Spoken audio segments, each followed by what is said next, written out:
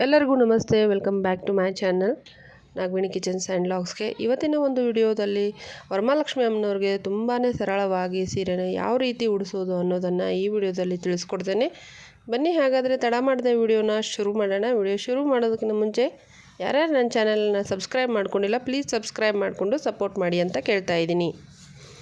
ಮೊದಲನೇದಾಗಿ ಸೀರೆನ ಎರಡು ಕಡೆ ಬಾರ್ಡ್ರನ್ನ ಜೋಡಿಸ್ಕೊಂಡು ಈ ರೀತಿ ಮಧ್ಯಕ್ಕೆ ಮಡಚ್ಕೊಂಡು ನೆರಿಗೆಗಳನ್ನ ಮಾಡ್ತಾ ಬರಬೇಕಾಗುತ್ತೆ. ಸ್ಟೆಪ್ ಬೈ ಸ್ಟೆಪ್ ಒಂದು 5 ಅಥವಾ 6 ನೆರಿಗೆಗಳ ಆದಮೇಲೆ ಕ್ಲಿಪ್ಗಳನ್ನ ಹಾಕಿ ಜೋಡಿಸ್ತಾ ಬರಬೇಕಾಗತ್ತೆ. ಹಾಗೆ ಇವತ್ತಿನ ಒಂದು ವಿಶೇಷ ವಿಡಿಯೋ ಏನಂದರೆ, ಈ ವಿಡಿಯೋ ಮಾಡುವಾಗ ನನ್ನ ಮಕ್ಕಳು ಅಂದರೆ ನನ್ನ ಚಿಕ್ಕ ಮಗಂದು ಸ್ಕೂಲು ಬೇಗನೆ ಬಿಟ್ಟಿರೋ ಕಾರಣದಿಂದ ಅವನೇ ನನಗೆ ವಿಡಿಯೋ ಮಾಡೋದ್ರಲ್ಲಿ ತುಂಬಾ ಹೆಲ್ಪ್ ಮಾಡ್ತಾಯಿದ್ದ. ಅದೇ ರೀತಿಯಾಗಿ ನನ್ನ ದೊಡ್ಡ ಮಗನೂ ಕೂಡ ಹ್ಯಾಂಡಲ್ ಮಾಡ್ತಾಯಿದ್ದ. ನಾನು ಸ್ಯಾರಿ ಡ್ರಾಪಿಂಗ್ ಆಗಲಿ ಯಾವುದೇ ವಿಡಿಯೋ ಆಗಿರಲಿ ಮಾಡುವಾಗ ನನ್ನ ದೊಡ್ಡ ಮಗನ ನೋಡಿಕೊಂಡು ಮಾಡಬೇಕಾಗುತ್ತೆ. ಅವನು ಮಲಗಿರೋ ಸಮಯದಲ್ಲಿ ಮಾಡೋದಾಗಲಿ, ಹಾಗೆ ಅವನಿಗೆ ಯಾರಾದರೂ ಹೊರಗೆ ಕರ್ಕೊಂಡು ಹೋಗಿರೋದಾಗಲಿ ಆ ಸಮಯದಲ್ಲಿ ನಾನು ವಿಡಿಯೋನ ಮಾಡ್ತಾಯಿರ್ತೀನಿ. ಅದೇ ರೀತಿಯಾಗಿ ಇವತ್ತು ಅವನು ಕೂಡ ಅವನ್ನ ಬ್ಯಾಲೆನ್ಸ್ ಮಾಡ್ತಾ ಅವನ ಜೊತೆ ಆಟ ಆಡ್ತಾ ನನಗೆ ತುಂಬಾ ಅಂದರೆ ಹೆಲ್ಪ್ ಮಾಡಿದ. ಅದೇ ಒಂದು ದೊಡ್ಡ ಖುಷಿ. ಹಾಗಾಗಿ ಈ ವಿಡಿಯೋ ಕೂಡ ಅವರೇ ಮಾಡ್ತಾಯಿದ್ರು. ಏನಾದರೂ ತಪ್ಪಾಗಿದ್ದರೆ ಕ್ಷಮಿಸಿ ಅಂತ ಕೇಳ್ತಾ ಇದ್ದೀನಿ. ಹಾಗೆ ಈ ಕಡೆ ಎಲ್ಲ ನೇರಿಗೆಗಳು ಆದಮೇಲೆ ಸೆರಗಿನ ಭಾಗ ಕೂಡ ನಮಗೆ ರೆಡಿ ಆಯಿತು. ಈ ಒಂದು ಮೆಥಡ್ ಏನಿದೆಯಲ್ಲ ತುಂಬಾ ಈಸಿಯಾಗಿರುವಂಥ ಮೆಥಡ್ಡು. ನೀವು ಹಬ್ಬದ ಹಿಂದಿನ ದಿವಸ ರೆಡಿ ಮಾಡಿಟ್ಕೊಂಡ್ರೆ ಬೆಳಗ್ಗೆನೂ ಕೂಡ ನೀವು ಅಮ್ಮನವ್ರಿಗೆ ಸೀರೆನ ಉಡಿಸಿ ಅಲಂಕಾರ ಮಾಡ್ಬೋದು. ಇಲ್ಲಿ ಒಂದು ಕೊಡೋಕ್ಕೆ ನಾನು ಬಟ್ಟೆನ ಕಟ್ಟಿ ನೀಟಾಗಿ ರೆಡಿ ಮಾಡಿ ಇಟ್ಕೊಂಡಿದ್ದೀನಿ. ಇಲ್ಲೇ ನಾನು ದಾರದಿಂದ ಅಂದರೆ ಸೀರೆನ ಕೊಡೋಕ್ಕೆ ಕಟ್ತಾ ಇಲ್ಲ. ಹಾಗೆ ಕೊಡದ ಕಂಠ ಭಾಗ ಏನಿರುತ್ತಲ್ಲ ಅಂದರೆ ಕಂಠದೊಳಗೆ ಎಲ್ಲ ಸೀರೆಯ ನೆರಿಗೆಗಳನ್ನು ಹಾಕಿ ಜೋಡಿಸ್ತಾ ಬರ್ತಾಯಿದ್ದೀನಿ. ತುಂಬಾ ಈಸಿಯಾಗಿ ಮಾಡ್ಕೋಬೋದು. ಯಾವುದೇ ರೀತಿಯ ಕಟ್ಟುವಂಥ ಅವಶ್ಯಕತೆ ಇರೋದಿಲ್ಲ. ನೀಟಾಗಿ ಕೂಡ ಕೂತ್ಕೊಳ್ಳುತ್ತೆ. ಮತ್ತು ಕಾಟನ್ ಸೀರೆ ಇದ್ರೂ ಕೂಡ ಚೆನ್ನಾಗಿ ಕೂತ್ಕೊಳ್ಳುತ್ತೆ. ನಿಮಗೆ ಸಿಲ್ಕ್ ಸಾರಿ ಆದರೂ ಕೂಡ ತುಂಬ ಚೆನ್ನಾಗಿ ಕೂತ್ಕೊಳ್ಳುತ್ತೆ.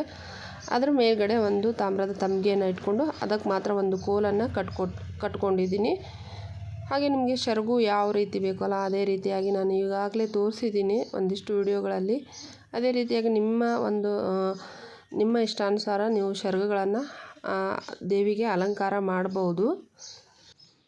ಹಾಗೆ ಇಲ್ಲಿ ತಮ್ಗೆನ ಇಟ್ಕೊಂಡ್ಮೇಲೆ ನಾವು ಸೆರಗಿನ ಭಾಗವನ್ನು ಅಂದರೆ ಸೆರಗು ಏನು ಮಾಡ್ಕೊಂಡಿರ್ತೀವಲ್ಲ ಅದನ್ನು ನಾವು ಯಾವ ರೀತಿ ಬಲಗಡೆಯಿಂದ ಎಡಗಡೆಗೆ ನಾವು ಸೆರಗನ್ನು ಹಾಕ್ಕೋಬೇಕಾಗುತ್ತೆ. ಇಲ್ಲಿ ವಿ ಶೇಪ್ನ ಸೆರಗು ಮಾಡಿಕೊಂಡು ಮತ್ತೆ ಉಳಿದಿರುವಂಥ ಸೆರಗನ್ನು ಮುಂದಕ್ಕೆ ತೊಗೊಂಡು ಬಂದು ನಾನು ಅಮ್ಮನವ್ರಿಗೆ ಮುಂದಿನ ಒಂದು ಸೆರಗಿನ ಭಾಗವನ್ನು ಹಾಕ್ಕೋತಾ ಇದ್ದೀನಿ. ಇಲ್ಲಿ ಮೊದಲಿಗೆ ನಾನು ಏನು ಪಿನ್ ಹಾಕ್ಕೊಂಡಿದ್ನಲ್ಲ ಆ ಪಿನ್ನನ್ನು ತೆಗೆದುಬಿಟ್ಟು ನೀಟಾಗಿ ಸೆರಗಿನ ಭಾಗವನ್ನು ಜೋಡಿಸ್ತಾ ಬರ್ತಾಯಿದ್ದೀನಿ. ಅಂದರೆ ನೆರಿಗೆಗಳು ಕೂಡ ತುಂಬ ಚೆನ್ನಾಗಿ ಕಾಣಿಸುತ್ತೆ ಸೆರಗು ಈ ರೀತಿ ಮುಂದೆ ಹಾಕಿದಾಗ. ಹಾಗಾಗಿ ಇಲ್ಲಿ ಜರಿದೇ ಇರಲಿ ಅನ್ನೋ ಕಾರಣದಿಂದ ಒಂದು ಪಿನ್ನನ್ನು ಸೆಕ್ಯೂರ್ ಮಾಡ್ಕೋತಾ ಇದ್ದೀನಿ. ಈ ರೀತಿಯಾಗಿ ನಾನು ಒಂದು ಗುಡ್ ಪಿನ್ನ ಹಾಕ್ಕೊಂಡು ಇಲ್ಲೇ ಸೆರಗಿನ ಭಾಗವನ್ನು ಸೆಕ್ಯೂರ್ ಮಾಡ್ತಾಯಿದ್ದೀನಿ. ಇಲ್ಲೇ ನಮ್ಗೆ ವಿ ಶೇಪು ಕೂಡ ಬಂದಿದೆ. ಹಾಗೆ ಮುಂದ್ಗಡೆ ಸೆರಗು ಕೂಡ ಅಮ್ಮನವ್ರಿಗೆ ಹಾಕ್ಕೊಂಡಿದ್ದೀನಿ. ಅದೇ ರೀತಿಯಾಗಿ ಇಲ್ಲಿ ಡಾಬನ್ನು ಕಟ್ಕೊಳ್ಳೋದಕ್ಕೆ ಅಂದರೆ ಸೊಂಟದ ಡಾಬನ್ನು ಕಟ್ಕೊಳ್ಳೋದಕ್ಕೆ ಒಂದು ದಾರದಿಂದ ನೀಟಾಗಿ ಕಟ್ಕೋಬೇಕಾಗುತ್ತೆ. ಅಂದರೆ ಯಾವುದೇ ರೀತಿ ನಮಗೆ ಜರಿದಾಡೋದಿಲ್ಲ. ನಮಗೆ ಸೊಂಟದ ಡಾಬನ್ನು ಕೂಡ ಬೇಗನೆ ನೀಟಾಗಿ ಹಾಕ್ಕೋಬೋದು. ಹಾಗಾಗಿ ನಾನು ಇನ್ನು ದಾರನೂ ಕೂಡ ಕಟ್ಕೋತಾ ಇದ್ದೀನಿ. ಮೊದಲೇ ಹೇಳಿದಾಗೆ ನನ್ನ ಮಕ್ಕಳು ಇವತ್ತಿನ ದಿನ ವಿಡಿಯೋ ಮಾಡ್ತಾಯಿದ್ರು. ಅದೇ ಒಂದು ದೊಡ್ಡ ಖುಷಿ. ಹಾಗಾಗಿ ಏನಾದರೂ ತಪ್ಪಾಗಿದ್ದರೆ ಕ್ಷಮಿಸಿ.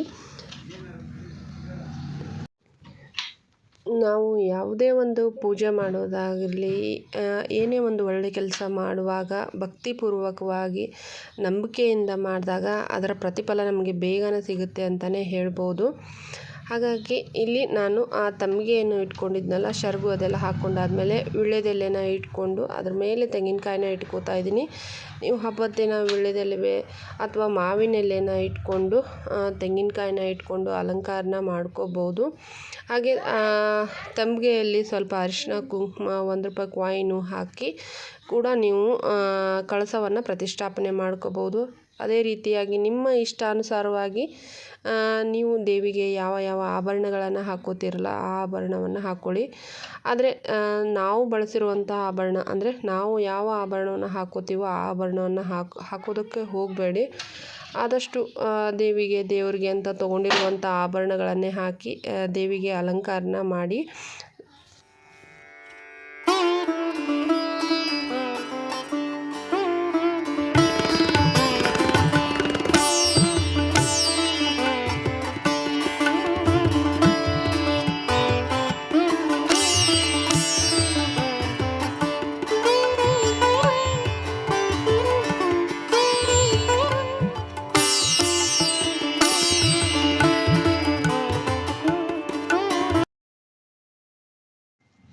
ಒಟ್ಟಿನಲ್ಲಿ ಈ ರೀತಿಯಾಗಿ ಸರಳವಾಗಿ, ಸುಲಭವಾಗಿ, ಸುಂದರವಾಗಿ ನಾವು ವರಮಹಾಲಕ್ಷ್ಮಿ ಅಮ್ಮನವ್ರಿಗೆ ಸೀರೆ ಹೇಗೆ ಉಡಿಸೋದು ಅನ್ನೋದನ್ನು ಈ ವಿಡಿಯೋದಲ್ಲಿ ನಾನು ಮತ್ತು ನನ್ನ ಮಕ್ಕಳು ಕೂಡ ತೋರಿಸ್ಕೊಟ್ಟಿದ್ದೀವಿ.